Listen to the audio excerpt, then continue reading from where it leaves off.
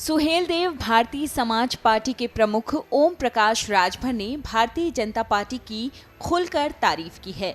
अखिलेश यादव पर एसी कमरे में बैठकर राजनीति करने का आरोप लगा रहे ओपी राजभर ने मेहनत और हर समय चुनावी मोड में रहने को लेकर बीजेपी की तारीफ की। उन्होंने कहा, 37 साल बाद यूपी में भाजपा की वापसी इसलिए हुई है क्योंकि पार्टी लगातार मेहनत करती है। उन्होंने ये भी कहा कि दूसरी पार्टियों के नेता चुनाव के बाद सो जाते हैं। ओपी राजभर क्या बोले, आइए आपको बताते हैं। उन्होंने कहा, भाजपा चाहे मोदी जी हों या योगी जी हों या पूरी पार्टी, ये 24 घंटे चुनावी मोड में रहते हैं। सदन चल रहा है, योगी जी सदन छोड़कर चले गए उत्तराखंड में प्रचार करने। वो लोग 24 घंटा चुनावी मोड में रहते हैं। वो 2024 के चुनाव की तैयारी में हैं। जो मेहनत करेगा उसकी प्रशंसा तो कोई भी करेगा।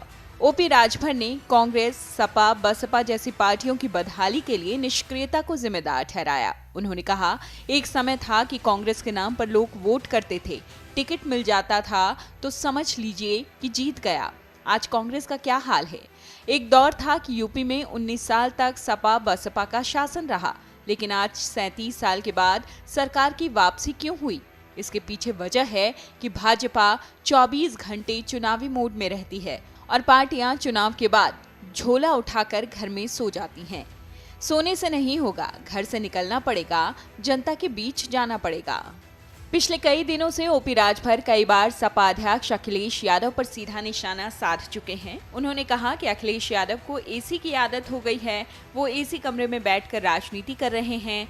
सुप्रसभा प्रमुख ने गठबंधन साथी को क्षेत्र में निकलकर कार्यकर्ताओं के साथ काम करने की नसीहत भी दी।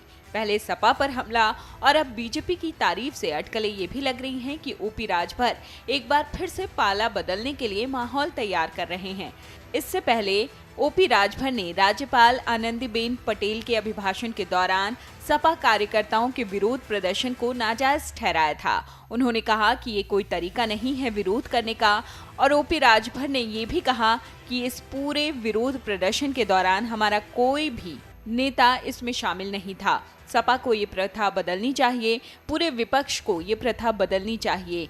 राज्यपाल के अभिभाषण के दौरान विरोध प्रदर्शन करना ठीक नहीं। वो कई बार अखिलेश यादव पर एसी कमरे में बैठकर राजनीति करने का आरोप लगा चुके हैं। वो कह चुके हैं कि अगर जनता के बीच अखिलेश यादव और समाजवादी पार्टी के बाकी नेता नहीं पहुंचे तो 2024 के चुनाव में इसका खामियाजा उन्हें भुगतना पड़ेगा। हालांकि ओपी राजभर जिस तरीके से योगी सरकार और बीजेपी की तारीफ एकाएक करने लगे हैं, उससे ये तो साफ है कि उनका झुकाव बीजेपी की तरफ जरूर बढ़ रहा है, लेकिन ये यूं ही नहीं है। निश्चित रूप से ओपी राजभर के दिल दिमाग में कोई ना कोई बड़ा प्लान जरूर तैयार है। Video desk amarujala.com। डाउनलोड करें अमर उजाला ऐप और पाएं खबरें लगातार। अगर आप ये वीडियो YouTube पर देख रहे हैं तो हमारे चैनल को सब्सक्राइब करें और बेल आइकन को दबाना ना भूलें। अगर आप Facebook पर ये वीडियो देख रहे हैं तो हमारे पेज को लाइक करें।